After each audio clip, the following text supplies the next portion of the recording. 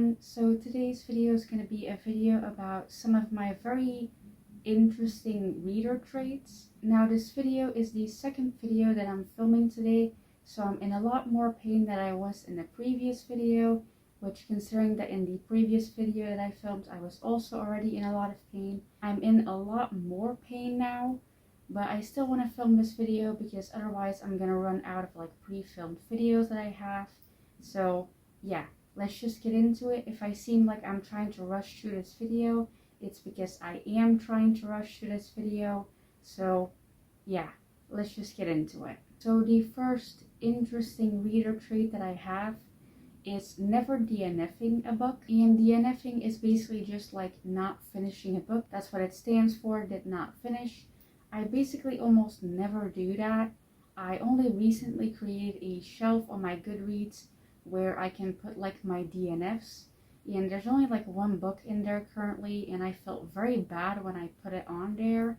But that was a book that I was reading on audiobook, and I feel like I can do that much easier. Like if I'm reading a book on audiobook, I can DNF it much easier, whereas if I'm reading a physical book, I will never DNF it. I will just stop reading it and then say to myself, I'll finish it another time, and then it will just be on my shelf for like years.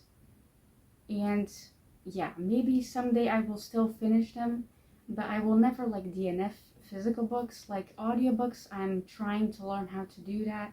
Same goes for ebooks. With physical books, I don't think I'm ever going to be able to do that, just because I spent like a lot of money on them and I can see them on my shelf, whereas with audiobooks I can't really see them a lot of the time. Like with my actual books I can see them like the way that you guys can see them. So yeah, I rarely DNF a book, but let's just get into the next one, because again, I do need to go through this quite fast, but I keep rambling. So yeah, let's get into the next one. The next one is that I must always match my sticky notes that I use to annotate in my books to match the book, so the cover of the book. So I don't tab my books in a way that a lot of people tab them, where they have like color tabs and they have like specific uses for every single one of them. Like a blue tab will be like a sad scene, and like a red tab will be like a love scene. Like I don't do that. I just use the colors that match the book, and then I just tab whatever. And yeah, I can show like an example because I didn't grab an example. I don't have any physical things to show in this video, but I will try and see if I can find a picture of an example like this where I match the tabs to the book. So yeah, I know a lot of people are very curious as to how like people tab their books. I don't really tab them any specific way. I just tab something that I like with a sticky note that matches the cover of the book. So with some books it will be like one color, with other books it will be like two colors. Hopefully I will have like examples here, but yeah, I don't really use tabs any other way. But yeah, I feel like that's a very like interesting reader trait, because again, a lot of people have very specific uses for very specific tabs, whereas I don't. Then the next one kind of matches the previous thing that I talked about, and that is that I will almost never look at those marked sections with like sticky notes like ever again, unless I really liked the book or I need it for like a review or something like that. I will almost never look at them again, which, why do I tab them then? I have no idea. Maybe when I someday like reread the book. But for me, it's mostly just like I enjoy tabbing and like writing things in books. I don't write a lot in my books, but I do want to start doing that more, just because I feel like it makes reading a lot more enjoyable. But it's very difficult for me to do because writing is very difficult for me because of like my disabilities and all of that. So yeah, I do want to start like annotating my books just a little bit more. So yeah. Then the next interesting reader trait that I wrote down was the fact that I will say something like, I'm so excited to read this book, and then I will read it like a couple years later. Like I've said that for like almost every single book in my shelf, because I only really buy books that I'm excited to read. But then some of those books I bought like years ago, and I'm still excited to read them, but I still haven't read them. Like, I don't know why I do that. I really need to like start reading faster, I guess, but reading like physical books especially, is really difficult for me because I find it difficult to hold them. Like in the past couple days, especially with my pain being as bad as it is currently, I just can't hold up physical books, so I've just been reading ebooks, which is fine because I have some books from NetGalley that I need to read to review. But still, I really want to read my physical books, especially because I got a lot of new ones that I will talk about in a book haul that I will do soon when my mom was here. And I really want to start reading them, but my body just doesn't allow me. So I guess that's one of the reasons why I say I'm so excited to read it and then don't read it immediately, because my body just doesn't allow me. So yeah, let's just move on to the next thing that I wrote down, because I don't want to talk about this for much longer, because it makes me quite upset to think about what my body doesn't allow me to do.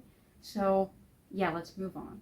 Then next is a reader trait that some people might actually find very controversial, not really in a very like tense way like controversial, but more like a lot of people are gonna hear this and go, why would you do that to yourself? But basically I have this very bad habit of reading like 20 books at the same time, all in different formats, whether that's like audiobooks, ebooks, physical books, mangas that I read physically, mangas that I read online.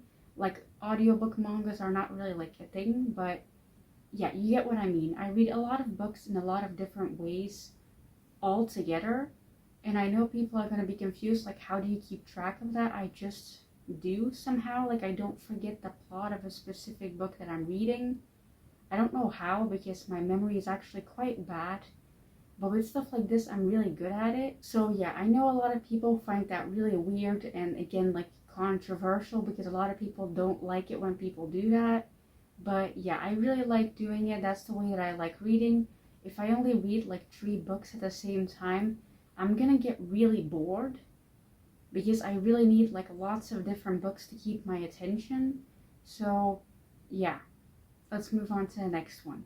So the next one is that I never unhaul books, which I always see like other booktubers doing like unhauling videos, and they unhaul like 50 books at the same time, which I don't even think I would be able to unhaul like 10 books that I own, because I would feel like I still would want to keep them even if I hated them, even to just like talk about or just like look at and think to myself, wow, that was an awful book. Like I don't think I would ever be able to unhaul a single book. Like maybe a couple of my classics that I would never be interested in, like I have a Stephen King book that I don't think I'm ever gonna read.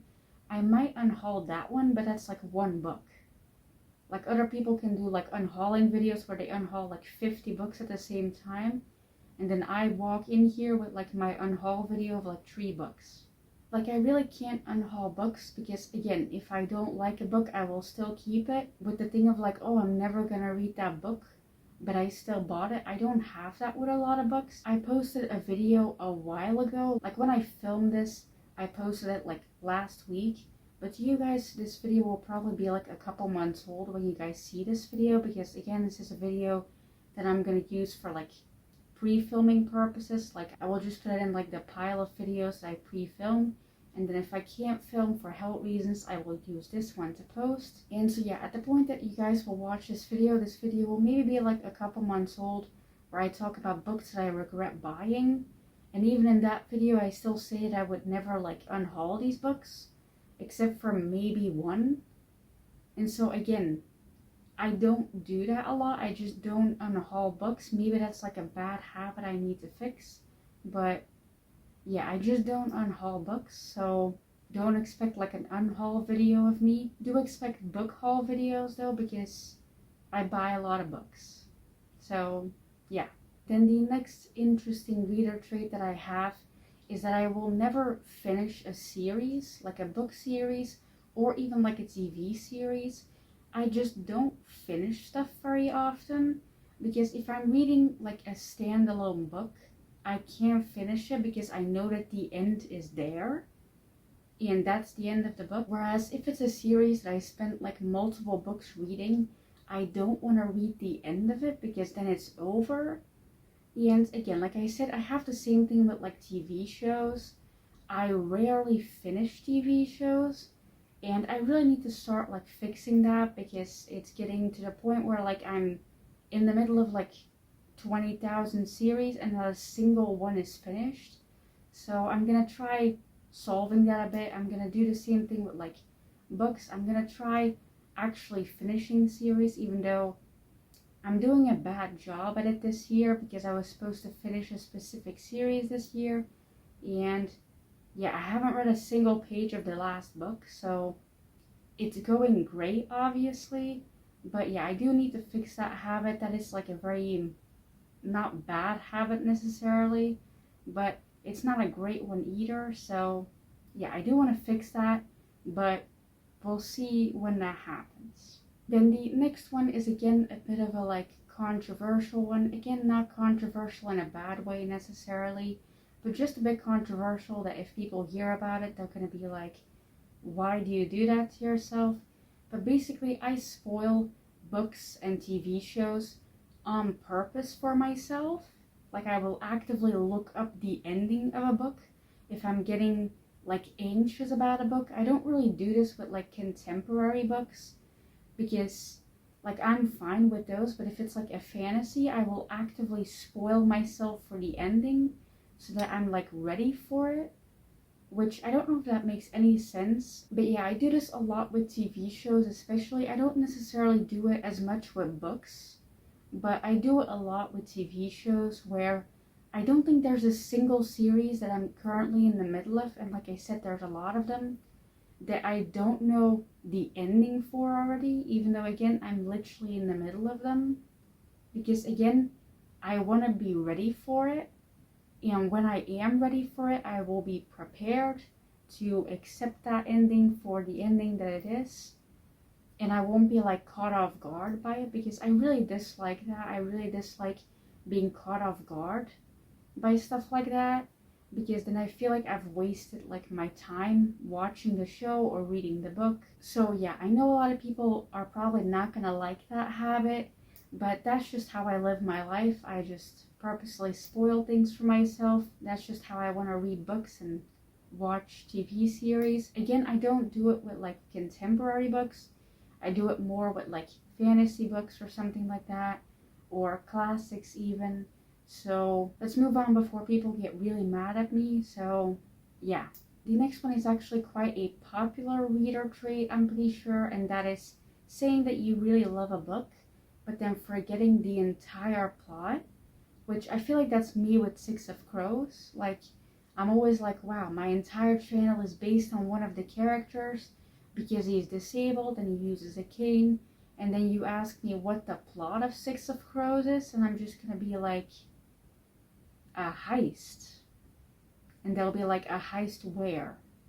And I'm just like, I have no idea, but I know it's a heist. Like, I'm really bad at like remembering plots, even again with books that I really love. And this is not necessarily like I already said, like a controversial one, because a lot of people have this. Like, you see a lot of tweets of people being like, oh, I really like books, and then a person will ask you, what's your favorite book? And then you forget every single book you've ever read. Like, that is very much how I feel as well. I feel like Six of Crows is kind of like my go-to, but again, if they ask me what the plot of it was, I would just go like angsty teenagers on a heist. And I don't think that's a good plot summary. I guess you could specify it by going like disabled angsty teenagers going on a heist. Like, maybe that's a bit more specific, but I feel like not a lot of people are going to describe the Six of Crows duology like that, especially with using the word disabled. So yeah, anyway, I think that's a very like popular reader trait to like forget why you love a book. So yeah, let's get into the last reader trait that I wrote down, which is great because I'm in a lot of pain and I still need to go to physical therapy. So yeah, let's just get into the last one. Now, the last one is actually a habit that I used to have. I don't have anymore, which is good because it's not really like a good habit necessarily. And that is saying that I've read a book when I actually haven't read it. And I used to say this a lot when people like asked me if I've read like specific classics, because I read so much. And a lot of the time I hadn't. But if I said that, they would be like, you're not a real reader, because a lot of people just view like classics as like the stuff you have to read, and stuff like fantasy books or contemporary books, that's just like childish stuff, which I don't agree with that at all, obviously. But when I was a lot younger, probably like 16 or 17, I would say that I had like read these books, which I would be fine with saying that, because again, I spoil myself for books. So I would be able to talk about the ending with this person if they had also read it, even though I hadn't read it myself. So it wasn't necessarily a problem for me. But obviously, it's not a good reader trait to have. I don't do that anymore.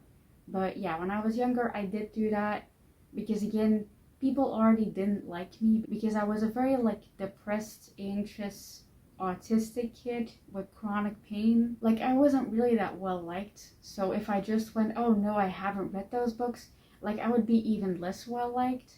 And I didn't want that, so I just lied. Again, I don't do this anymore, but that's also like a very interesting reader trait. And that was also the last one for this video, which is good because I really want to stop this video because I'm really tired and I'm in a lot of pain.